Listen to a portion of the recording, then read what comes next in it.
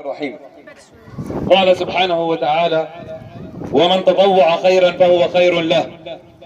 انطلاقا من هذه الآية اتحدت أيادينا لنشكل فريق هدفه دائما وأبدا مرضاة الله، يقدم ويترك أثر دون أن ينظر لأي مقابل دنيوي، ألا وهو فريق نسمة خير.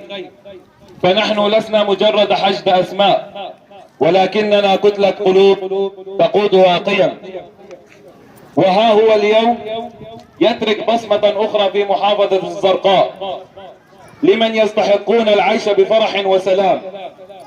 فبراءة تلك القلوب فاقت معاني الجمال، ضحكتهم العفوية تكسر تلك الحواجز، فليرعاهم الله ويحميهم في كل مكان. فريق نسمة خير هو عبارة عن طلاب وطالبات جامعيين، ومنهم طلاب توجيهي، جمعوا أنفسهم على الخير، يقدمون الغالي والنفيس من أجل أردن آمن، من أجل وطن يسوده التكافل والتراحم.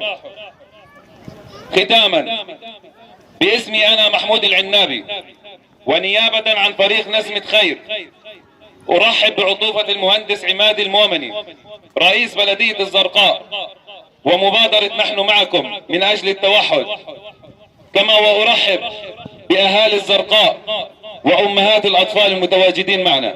والسلام عليكم ورحمة الله وبركاته.